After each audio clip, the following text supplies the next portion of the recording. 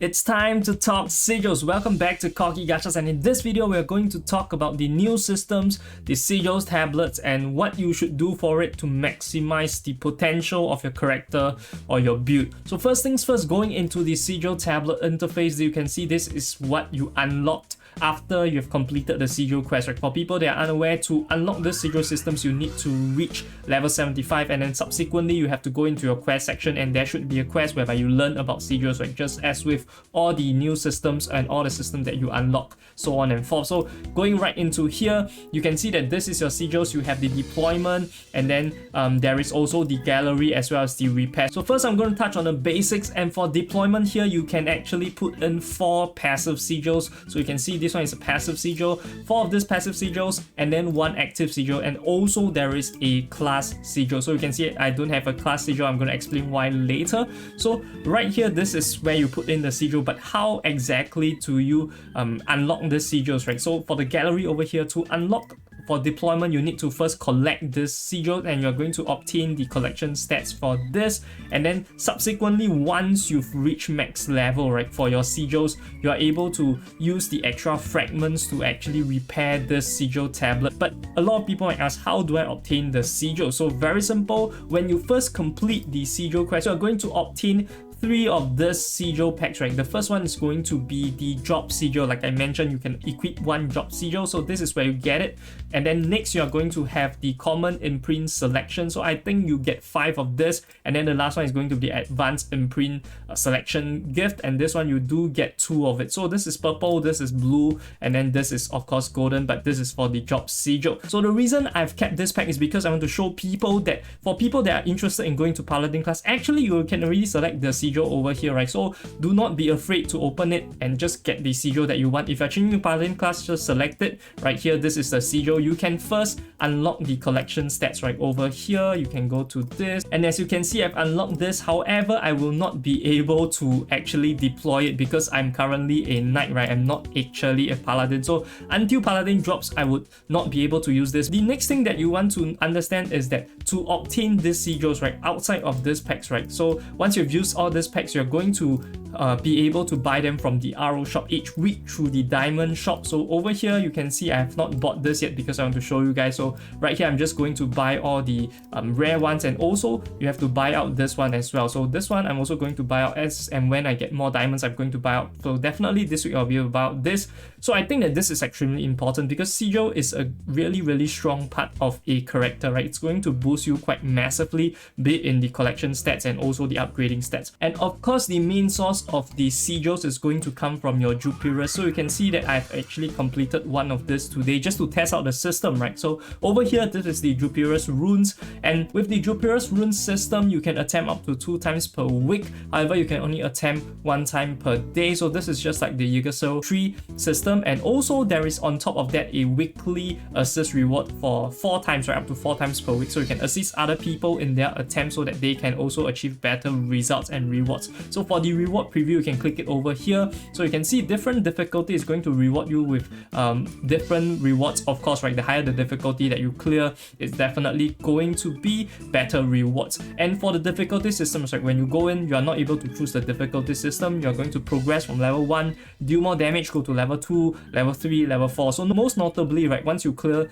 or enter difficulty level 4, you will be able to obtain this random red imprint gift box. So I'm going to explain more about the red, the gold, and the purple as well as the blue systems later. So here you also can see that there are assist rewards. However, for assist itself, you don't get whole boxes, right? You only get these fragments. For fragments, you can use it to upgrade the sigils, or you can use it to combine to unlock a full sigil, right? So that is how this works. So just assist people, the higher you get, of course, you are going to get more rewards. And also lastly, there's going to be ranking rewards. As you can see, not too many people have done it yet. So my low score is also ranking at rank 29. So for people that are ranking lower, you're going to get less rewards, but up to 300 you're still going to get decent rewards, I do think so. So try to get as high as possible, or you can ask some of your stronger friends to actually carry you so that you can get a better score this way. And then next we are going to touch on the last way that you can obtain the rewards, right? And that is through the Zenny, right? So you can buy it from the store over here. You have a daily limit of buying 10 only. So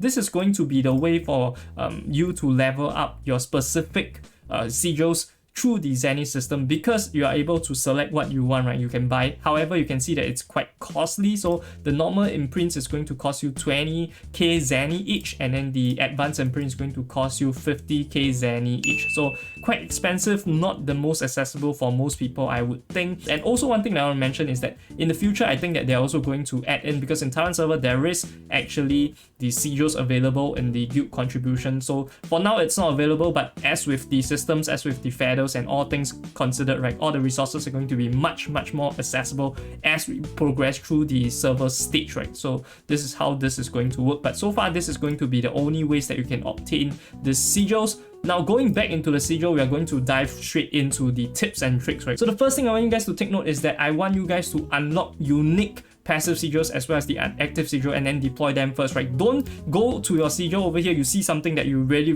like, right? And then you just pick 3 or 4 of the same thing, and that is going to be quite detrimental, because the sigils effect at level 1 is already very effective. So you can see for Immortal Body that I have over here, right? After taking damage, increase movement speed by 5%, restore 5% of max HP per second for 10 seconds. The effect can be triggered once every 20 seconds. This is 50% HP every 20 seconds, and there is only a 50% downtime. This is pretty insane, right? You can tell. So this level 1 is going to be very strong already. If you were to upgrade them further, right, you're only going to get the stats. But of course, the stats are going to be important. It's just that I want you guys to first fill up and choose the 4 core ones first. And once you've chosen the 4 core ones, right, the second thing to take note is that you can look at the gallery over here. So for the gallery over here, right, I'm able to obtain various collection benefits once you unlock them. So here, this is magic defense plus 4, this is crit plus 2, this is max HP plus 0.5%. So this collection stats, right, is what I would consider one of the most important things of this Sigil system on top of the deployment, right? So I want you guys to take note that you should only focus on unlocking collection at the start. I truly think so, right? Try not to focus too much on leveling your sigils at the start. Just focus on getting as much of the useful collection stats. Like this one, Choice Mace, gives me max HP plus 1%, and this one is also a good skill. But even if this one is not something that I'm looking to deploy, I'm going to first unlock it. And then the sigil stats over here that you see, right, these stats, right, actually do not benefit you if they are not being deployed. I'm not sure why the tooltip is missing, but you do not get all these benefits for leveling this sigil up if you don't deploy them, right? So only the deployment sigils need to be leveled up. The rest can be left at level 1. However, is that there is going to be collection stats. This is similar to your wardrobe. So every time you upgrade your sigils, right, you are going to contribute some points, and then you're going to get all these additional stats. But as you can see, right, all these additional stats are quite minute compared to the collection stats. So focus on collection stats. Important. Don't try to upgrade this useless sigils or the sigils that you're not looking to deploy, right? Only upgrade sigils that you're looking to deploy at first. Of course, if you were to get the fragments and you have access, you can feel free to do so to actually upgrade the sigils, but don't focus on trying to select specific sigils to upgrade so that you can get these points, right? So that you can level up this collection bonus. I don't think this is going to be the most important. Unlock collection is going to add up to a lot of stats. Just look at this: max HP, physical reductions, all this nonsense, attack speed plus 0.5%. It can seem little, but if you unlock all this like gold ones also, wow, this is a lot of stats. So focus on that, and which is also why I don't mind, right, not even using my like job sigil, right? And also it is beneficial for you to even unlock the sigils for not your class, right? You can see that the benefits of unlocking this High Priest Sigil gives me 2% HP. So if there is a chance that I'm obtaining a High Priest Sigil, I'm probably going to get it just for the collection bonus. So collection stats are utmost priority, remember that. Now lastly, for the Repair Sigil tablet over here, I don't think this is going to be that important. I feel like this is a very minor part. In fact, I would say that additional the sigils, right, I wouldn't even dismantle them to actually upgrade this. I would probably sell them for Zenny so that I can obtain the money or the Zenny so that I can purchase the sigils that I want to upgrade. So this is just my opinion, by the way. I don't have any conclusive proof that this is going to be good or bad, but from what I can tell, this is not the most significant. Now moving on, know that a lot of you now are curious about what you should pick from your sigil chest and what you should look to upgrade, right? Personally, these are my recommendations from what I've researched. It's not 100% accurate. Of course, you might know your class better, you might have some tweaks available, but generically, I think that for the active skill first, this is going to be the strongest one. Ancient Power, you can take a look at the skill over here. This is just the blue version. Of course, the red version and the purple version are going to be slightly different.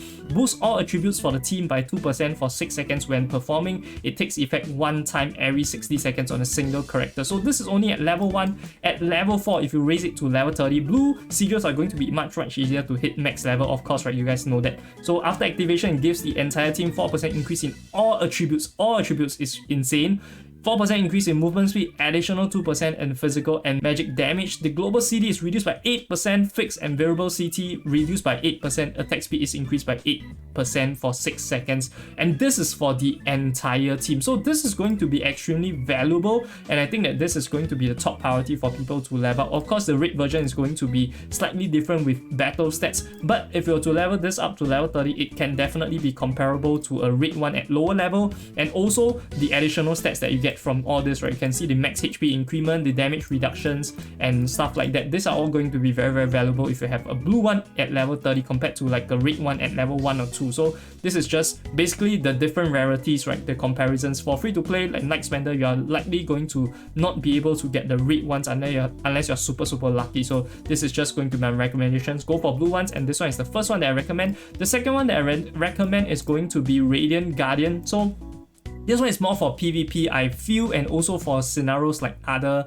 like HHH content, right? Related content, because we are going to have additional content that are very difficult, right? So Radiant Circle is going to be useful to reduce damage taken. This is slightly worse than Ancient Power, I would say. But of course, if you have a full team, right, you probably can't all use Ancient Power, so you definitely need someone to be using Radiant, the Radiant Guardian itself. For this Divine Sword, I don't think this is going to be that good. 1200% neutral mixed damage immediately that ignores the target's defense. The problem with this is that it only can be casted once every 3 minutes, so I don't think this is going to be that useful. Also, Ancient Power, just like to mention, can be used when the MVP is dying so that you can snatch the MVP, right? So this is one of the uses, I would say, but mainly for leveling, right, it's not going to be relevant. Just the deployment stats is going to be much more relevant, because when you're leveling, when you're training, you're not going to be using active skills. So the next one I'm going to recommend to you guys for the passive ones, right, is going to be over here, passive imprint. You are going to want this Immortal Body. So after taking damage, like I mentioned just now, increase movement speed by 5%, restore 5% of max HP per second for 10 seconds. Effect can be triggered every 20 seconds. This is quite insane, and for people that are thinking that this is only for tanks, I think that this is very relevant, especially in PvP, because everyone's going to take damage. Restoring HP is going to be super valuable, and increasing movement is very crazy, right? Next one I'm going to say is also very strong. It's going to be this one, Deadlock Aurora. So Deadlock Aurora over here, when HP is below 20%, immediately restore 50% of max self HP. Very insane. So this one is just good, even especially for Sacrifice Paladin. This is going to be very good. And then the next one I'm going to recommend to you guys is going to be this one over here. So this one is going to be Flowing Shield. Gain a shield of 8% max HP for 60 seconds when in battle. It takes effect one time every 30 seconds. When the shield is broken, deals 200% water magic damage to nearby targets. So this is for shielding, this is for survivability, and you can see that my recommendations mostly revolve around survivability. Of course, they are going to be more concerned over DPS, but if you really want to go for damage, you probably have to look into the gold ones, right, and also the red ones. But I'm not going to talk about red ones in this video, because red ones are going to be very hard to obtain. So another good one I would say is going to be Berserk over here. So Berserk, when dealing damage, gain the Berserk effect for 1 second up to maximum of 10 stacks. So once you reach 10 stacks, all your physical and magic attack is going to be increased by 5% for 5 seconds. So this is quite useful for DPS scenarios, right? So you can notice that the passive skills are quite broken, and especially in my case, right, as a paladin, I will see a lot of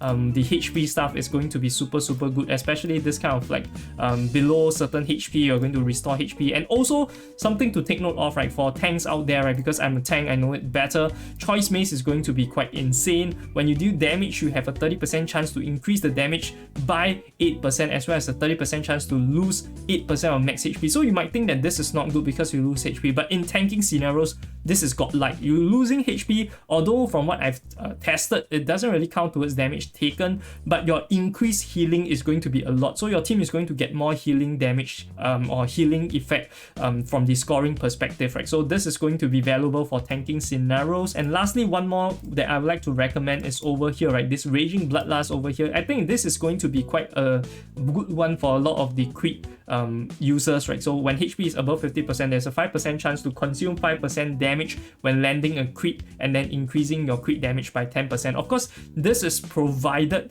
that you have something to recover your HP, otherwise you are not going to have a good time. So either Sohi or Baphomet JR or even Hunter Fly card is going to be useful when you want to use this one. And then of course there are going to be other good ones, but one thing I want you guys to take note is that you can actually stack the sigils. So it isn't the fact that you can only use one of the sigils for one of the skills, right? So you can see Immortal Body over here is available. However, Immortal Body is also available from the blue ones, right? So over here, this is also Immortal Body, just that in a lower form it's called Silver Soul, but you can see the effect is roughly the same. So I would just like you guys to take note that you can stack two, and for me personally, I'm going to use two of this, right? So I'm going to use Deadlock Aurora and also going to use the blue version, which is the Unexpected Rescue. Now lastly, for your job sigils, unfortunately I have something bad to tell you guys, and that is that not all of the job sigils are going to be applicable to you. And from what I've seen, there is actually the A and B sets, right? But I'm not sure why we are only getting one of these sets, and unfortunately, like I mentioned, some of these builds that you're running is not going to be beneficial,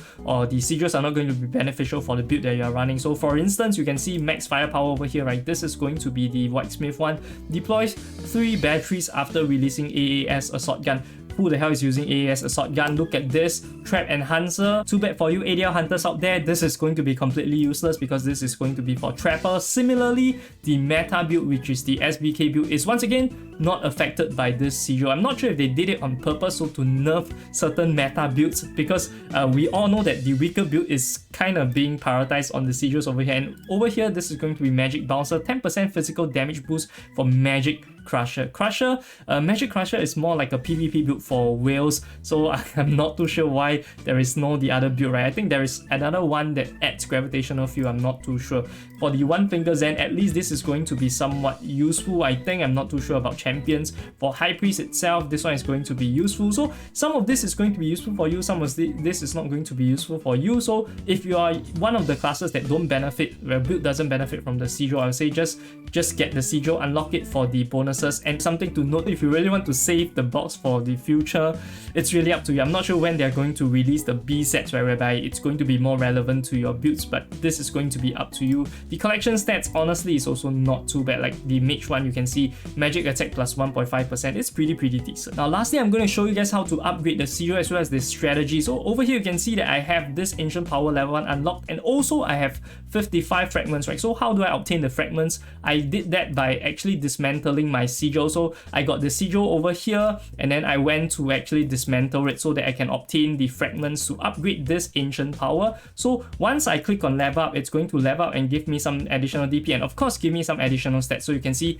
max HP plus 190. Like I mentioned, this is only going to be available if you were to deploy it, so don't think that this one can be added once you just add to your collection, right? So that's why upgrading the collection once is not going to be the best strategy. So I can upgrade it one more time. So once I reach a breakpoint over here, I can't really show you guys, right? Once I reach one of the breakpoints over here, I would have to obtain the fragments so that I can limit break them, right? So over here, the diamond shop, these are the fragments needed to limit break them. So this is going to be where you want to buy it. And then over here, next I'm going to show you that I'm going to open up all this, right, to see what we get. So first, we're going to go 20 times, go. So there is a difference also between these two boxes, right?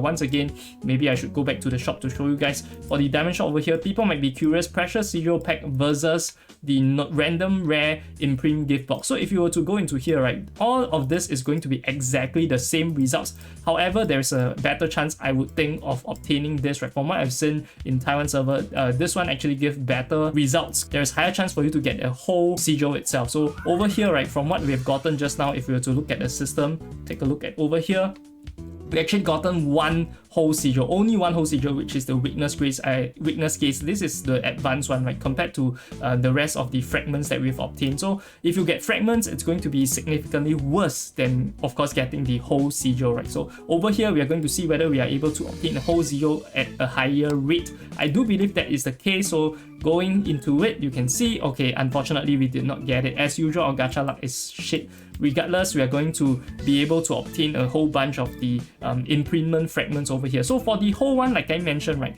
my strategy is very simple. For the ones that I can sell it, in fact, I am thinking of selling this whole sigil, right, for them, because if I were to sell it for Zenny, I am able to obtain the sigils that I want, but that is provided that I've already unlocked the sigil for the collection stats. So that is just my opinion. Some of you might not agree with me. You just want to upgrade your collection, the collection stats, your collection level, right? But for me, I don't think that is exactly going to be worth it, because my Zenny is super low, and this one itself, right, if you were to obtain a non-Sobal version, this actually sells for 44k if I'm not wrong. You buy it for 50k, but you sell it for 44k. You technically lose 6k, but since this is not a sigil that you're going to deploy, you're probably going to be better off without it, right? To buy, get the Zenny and then buy something else that you really need. As for the rest of this fragments itself, I would suggest getting at least the first sigil unlocked for the collection stat. Subsequently, if you're really low on diamonds, you can even sell this back for diamonds. Over here, you can see I can sell this for diamonds. So if you get something that you don't want, just sell it back for diamonds.